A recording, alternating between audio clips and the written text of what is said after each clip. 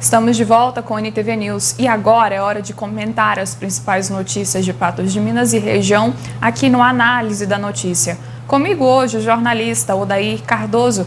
Oi, Odair, boa noite, tudo bem? Oi, Jéssica, boa noite, tudo bem com você? Chegamos aí com a análise, né? E sexta-feira, semana encerrando, mas com muito assunto, com muita informação aí para quem está em casa. Odair, como de costume, a gente começa então com os dados do coronavírus aqui de Patos de Minas para a gente acompanhar como tem sido a evolução da doença aqui na cidade. O nosso comparativo é em relação a ontem, dia 1º, hoje, dia 2 de outubro. A gente tem aumento no número de casos e aumento também no número de óbitos. Primeiro, o número de casos, a gente tem 39 casos a mais do que ontem, a gente teve esse aumento aí em 24 horas. E o número de óbitos, a gente tem mais 4 óbitos também no mesmo período. Odair, o número de casos por si já chama a atenção, né? Porque na semana passada a gente teve uma média durante a semana bem menor do que a gente está tendo nessa semana. Além disso, a gente tem ainda mais 4 óbitos que infelizmente agora somam nesse boletim. Pois é, desde segunda-feira, Jéssica, a gente teve aí 5 mortes, né? Que foram aí confirmadas aqui em Patos de Minas. São 5 mortes que, segundo a prefeitura, aconteceu aí no período final de setembro, né? Entre ali os dias 23 até o final do mês aí, com essas 5 mortes que ocorreram em pacientes com idade acima de 60 anos e que tinham aí alguma comorbidade.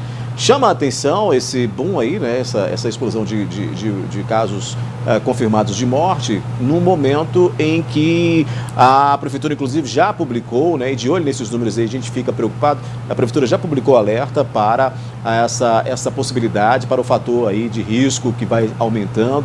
Para você ter uma ideia aí, a gente teve 39 casos hoje, mas isso, a gente analisando o restante da semana, né, ou seja, de segunda-feira até agora, nós temos aí uma evolução grande no número de casos. Ontem tivemos aí 19, mas hoje pula aí para 39, né? Essa semana teve dias com 40. Enfim, assim, a gente acaba tendo aí uma percepção de que não há uma curva, não há uma padronização no número, há sim uma elevação no número de casos. A prefeitura, inclusive, já chamou a atenção aí para as faixas etárias mais jovens que estão aí aglomerando, que estão aí elevando o número de pessoas internadas. Você vê aí nesses números na tela, vou pedir o Luiz para colocar novamente, o número de pessoas internadas, né, aumentou. Ontem eram 22, hoje são 26, né? Nós temos aí em UTI um caso a mais, mas aí é o que chama a atenção neste momento, já que nós precisamos fazer com que esses números eles baixem e para fazer isso só mesmo com aqueles cuidados todos recomendados aí que os órgãos de saúde, né, as autoridades de saúde vêm recomendando, que é a não aglomeração, que é evitar justamente que essa doença seja disseminada ainda mais. Agora, Daíra, a gente vai para a segunda tela, que provavelmente também deve ter tido um aumento, já que a gente teve um aumento contínuo de pacientes infectados ao longo da semana, e inclusive esse boletim de hoje também aumentou, né, o número de pacientes que estão internados. Então, essa é a tela sobre a ocupação hospitalar aqui em Patos de Minas, e de cara a gente já percebe pelo número aí, né, que está em vermelho, no quadradinho vermelho, que é a ocupação total. Teve um aumento de ontem para hoje. Olha só, ontem a gente estava na média de 58, hoje a gente pula para 63. E aí que a gente percebe como que está a realidade de ocupação desses hospitais públicos e privados aqui em Patos de Minas. O Hospital Campanha, o Hospital Regional, além dos outros hospitais aqui da cidade. Sim, até porque se você for olhar nos planos azuis ali, nesses gráficos azuis, você vai também perceber essa diferenciação. Ontem, por exemplo, né, 24 horas ontem, a gente tinha aí nos Covid, né, os leitos de Covid públicos e privados, 60%. Hoje está em 65%, né? E aí estamos falando de públicos e privados com pacientes de Patos de Minas. Nos Covid públicos, ou seja, são aqueles leitos para Covid nos hospitais públicos, estou falando de hospital regional e também do hospital de campanha, você tem aí de 44% em UTI para 52,63%. É um crescimento muito considerável, Jéssica. E nos números aí, tá certo que se você olhar os clínicos, nós temos aí uma manutenção, né, de leitos clínicos. Mas a grande preocupação é justamente os leitos de UTI, né? Também leitos de UTI, até porque são os pacientes mais agravados. E aí você pula de 44,44 para 52,63. Como você falou aí, destacando, A ocupação total, que aí considera pacientes de Patos e da região, nós temos aí de 58,81% para 63,32%. E é com aquilo que a gente dizia, são aqueles números que vão aí aumentando e que a gente precisa realmente ter muito cuidado, porque a ocupação, aí vem aquela questão, né, Jéssica? A ocupação de leitos, ou seja, a capacidade de atendimento dos municípios, e aí eu estou falando da microrregião, a capacidade de atendimento médico dos municípios para a Covid, aliada a essa questão da quantidade de números de casos registrados, é que pode impactar justamente no fator de risco e fazer a microrregião, por exemplo, chegar a regredir para uma onda vermelha, o que ninguém quer, né? O que ninguém espera, já que isso atrapalha o comércio, atrapalha a economia do município. Agora, daí, vamos para a cidade vizinha aqui, Lagoa Formosa, que tem enfrentado um período difícil também relacionado à pandemia. O boletim também de lá, a gente comparou ontem, né, com hoje, a gente colocou até a data aí, tá com erro, mas é em relação a ontem. A gente teve um aumento, então, de 5 casos de ontem para hoje. E o que mais chama atenção também nesse boletim é em relação aos óbitos. Lagoa Formosa confirmou mais 2 óbitos, então, de ontem para hoje. E esse número de 11 é um número que apareceu há alguns dias atrás no boletim informativo de Lagoa Formosa, que foi retirado em relação a uma divergência de informações entre o que o Estado informa e o que o município, né, tinha confirmado como óbito, e agora ele volta, então, a integrar esse boletim. Então, são 11 óbitos confirmados. É uma preocupação, né? Porque é aquilo que a gente dizia, o que impacta na microrregião atrapalha não só Patos de Minas, mas todos os municípios. E aí é a economia regional. E aí é aquela situação que as pessoas vêm realmente precisando ter consciência de não provocar ainda mais a disseminação dessa doença. Até porque, se a gente analisar os números de Lagoa Formosa, assim como os de Patos de Minas, vem em elevação. Né? Lagoa Formosa chegou a assustar na semana passada, há pelo menos 10, 15 dias, vem assustando bastante as autoridades, por causa deste número maior de casos que vem sendo registrados em Lagoa Formosa. Com relação a essas mortes, né, esses números que estavam divergentes, é aquilo que a Secretaria lá relatou, né, de que primeiro vamos mandar para o Governo do Estado vai então registrar essas mortes, depois nós vamos divulgar. Mas aí aconteceu o contrário. A Ludmila comentava isso aqui essa semana, de que aí o Governo do Estado publicou 11, mas aí a Secretaria Municipal acabou falando, não, vamos esperar porque a gente ainda está em investigação. Então essa divergência acabou sendo agora publicada com essas 11 mortes confirmadas lá em Lagoa Formosa desde o início da pandemia, que começou lá em março. Pois é, Odaí, e outra coisa aqui agora, vamos girar um pouquinho o assunto, mas ainda dentro do contexto da pandemia. Essas medidas para a gente evitar a contaminação e fazer com que os números se tornem mais baixos dependem tanto do poder público quanto do indivíduo, né? Nossa equipe foi às ruas para saber o que as pessoas acham do enfrentamento. A primeira pergunta que o Rafael fez ao povo foi sobre as medidas adotadas. São medidas eficazes? São corretas? Olha só. O assunto ainda é delicado, já que no mercado ainda não existe nenhuma vacina disponível contra a Covid-19. O vírus é um inimigo invisível, estudado ainda pelos especialistas na área da ciência.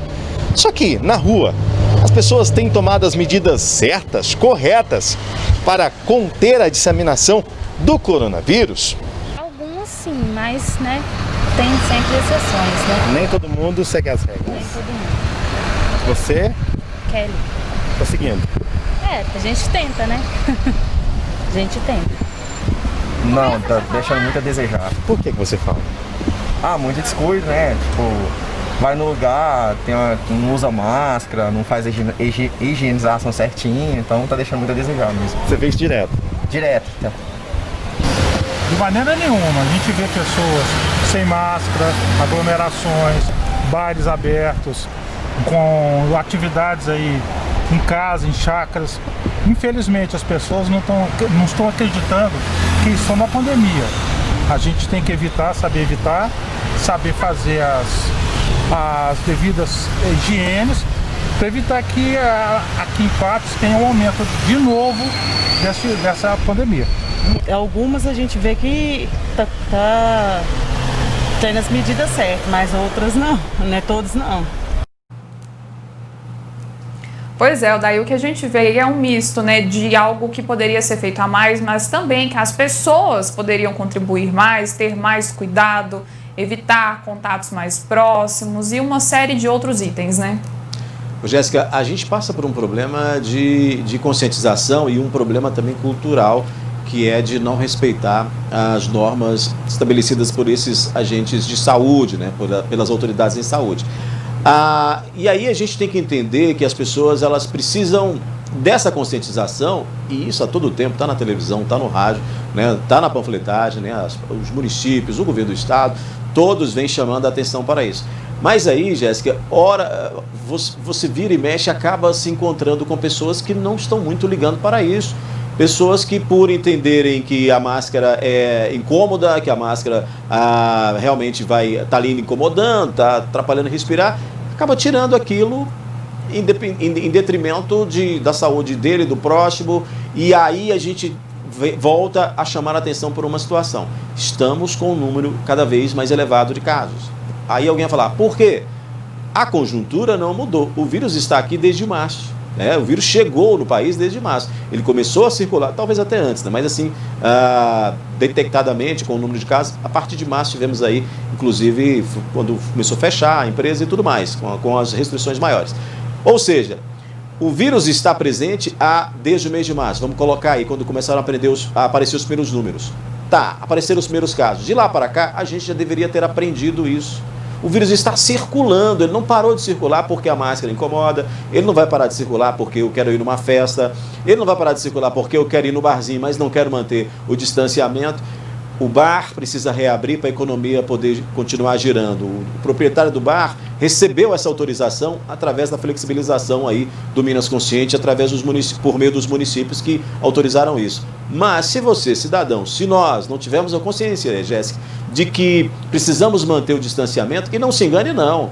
Nos bares maiores, onde aí a fiscalização chega, esse distanciamento até ocorre. Mas se fizer realmente um pente fino nos bares e lugares mais afastados, vai chegar a encontrar ali 6, 8, 10 pessoas juntas ali numa mesa, uma aglomeração maior, ninguém usando máscara em momento nenhum. Aí alguém vai dizer assim, mas eu estou bebendo, como é que eu vou usar máscara? Sim, mas aí as pessoas precisam ter o entendimento de que se está no bar, ou se está no restaurante, ou se está em uma lanchonete, enfim, onde quer que seja esse estabelecimento comercial. Se você está ali e você não quer usar máscara porque você está bebendo ou está comendo, mantenha um afastamento, né? A gente precisa entender esse novo normal, porque o vírus não para de circular só porque ele nos incomoda com as medidas restritivas. E aí, Jéssica, não são só e para a gente ser justo, não são só os estabelecimentos comerciais que passam por isso não, as lojas, os bares e restaurantes, são também as empresas. Hoje eu cheguei numa empresa para um atendimento, onde as pessoas, ninguém, nem a recepção, nem o pessoal que me atendeu no escritório usavam máscara, ninguém usava máscara, só eu que estava de máscara e mantendo essa restrição.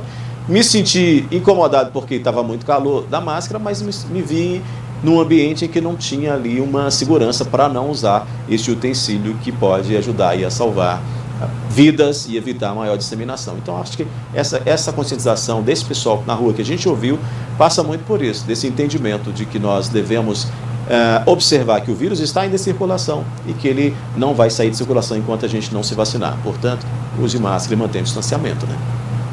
Concordo, Odair. Não é uma questão de falta de informação nesse caso, porque a informação foi muito bem dada. Esse assunto é falado todos os dias nos principais meios de comunicação, seja a mídia impressa, falada, enfim. O assunto está debatido, está à mesa aqui para a gente falar, inclusive, e não é uma questão de informação, é uma questão de conscientização, né?